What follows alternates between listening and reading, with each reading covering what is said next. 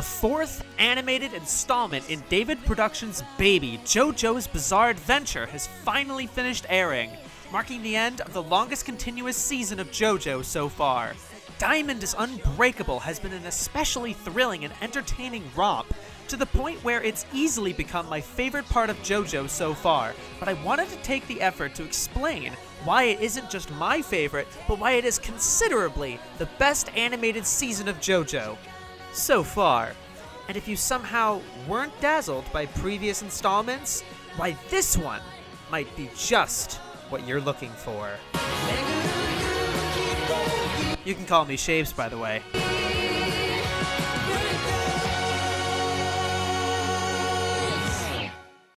Let me first start off by saying that the 2012 installment, or parts 1 and 2 of JoJo, are entirely different beasts from parts 3 and 4, and it is almost impossible to say which one is better over the other. While the first two parts deal with vampires and acts like a period drama mutated into a Saturday morning cartoon, the remaining parts are decidedly modern day, and the more generic looking and confusing shonen powers of Hamon are replaced by the singularly iconic, creative, and badass JoJo staple known as stands. Part 1 and 2, Part 2, is great on its own as a thrilling, emotional, manly adventure, but it's not representative of the series as a whole. So whether you liked the first series or not, it's on another plane, and thus not pertinent to the discussion in my mind. What I really wanted to use this video for is to convince those people that got stuck in the third installment of JoJo, Stardust Crusaders.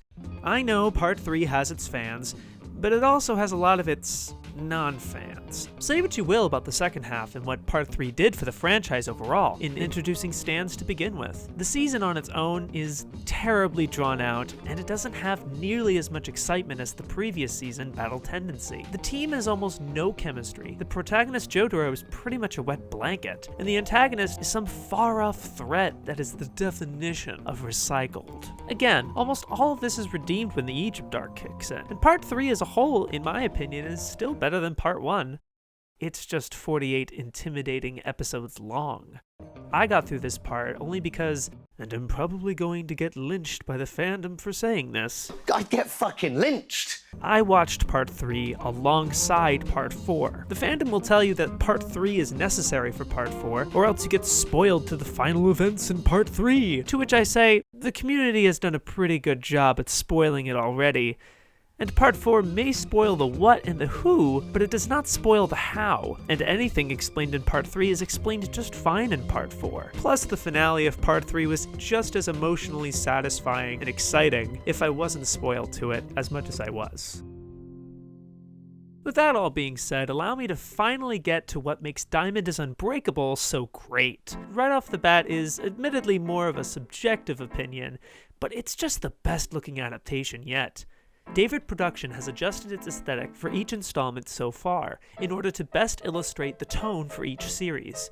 For me, the 2012 designs were serviceable in adapting the art style in the manga to animation, but nothing really stands out about them besides being just manlier than your everyday A1 design. And God, I'm sorry, but Part 3's designs took it way too far, using literally chiseled body structures like marble statues made by an amateur. Every prominent human character in the show was either super buff or super hot, or both. Part 4's designs are likened to the author Araki's shift from the bloated levels of testosterone to the far more digestible yet equally stylized and attractive designs that he still uses to this day, and is definitely softer on the eyes and lends itself better to animation. Color design and cinematography have always been worthy of high appraisal, though I do find Part 3's standard color palette to be drier than the deserts of Egypt, which must have been the point. However, Part 4 just brings all of it to another level, with really clever cuts and transitions, and a loud and iconic use of bright and inviting color. The sky is fucking yellow, how dynamic is that? It's just a far more polished production in my opinion. Okay, I've done my beating around the bush. What is it about Part 4 that works? Well, let's first look at the most glaring difference Part 4 has to its predecessors, setting its story in suburbia, the town of Morio.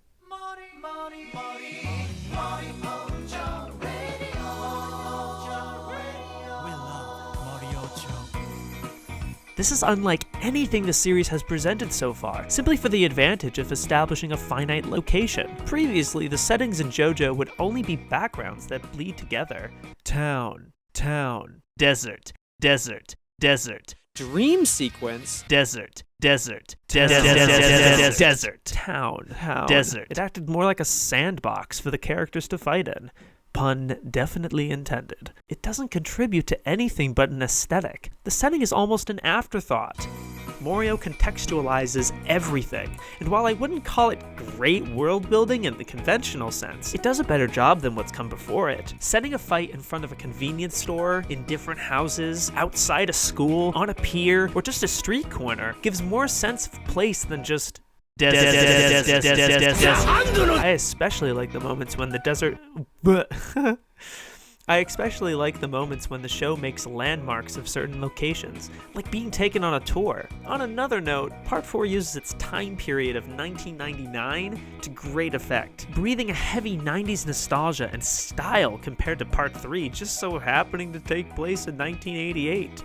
You'd hardly be able to tell. There's also one last thing that gives this setting an advantage. It allows for a more nuanced, yet equally dangerous kind of villain. Kira Yoshikage is easily the most interesting JoJo villain to date. A serial killer that just wanted to live a quiet life. We're given so much more time with this character than we do Dio or the Pillarmen, which are set up as these lofty, supreme overlord types that seek to conquer Kira is not a threat to the entire world, but he is a monumental threat to the town of Morio, the world of these characters. Super Eyepatch Wolf has a great video talking more about Kira and what makes a villain real, as well as a thoroughly dissenting opinion on Stardust Crusaders, of which I respect and suggest you check out. Going off that vein, the villains are better in general in Part 4. None of them are really working for anyone else. They all have their own reasons for doing what they're doing. They're less grunts and more just people, which is way more compelling than everyone just being a henchman for the big bad. And while there are characters that switch sides like Kakyoin and Polnareff, there are also characters that act more like temporary allies than thoroughly redeemed friends. The cast in general is more well-rounded. The main cast is not simply stoic, super stoic, goofy stoic, English stoic, and canine stoic. Speaking of the main cast, a noticeable improvement to Part 4 was the sense of likable chemistry with everyone. Josuke and Okuyasu, Josuke and Rohan, Koichi and Jotaro. It was a welcome improvement over the Joestar party that didn't spark any personality or chemistry until halfway through. It was like the cast were actually friends instead of, well, we all have the same goal, may as well do it together. Lastly would be the protagonist himself. Higashikata Josuke is a welcome addition to the JoJo clan, striking a great balance between the boyish eccentrics of Part 2 Joseph and the tough badassery of Part 3's Jotaro. Just don't make fun of his hair. He takes it very personally. That was a major detail I liked about Josuke. He was probably the least perfect and unpolished JoJo in this series thus far.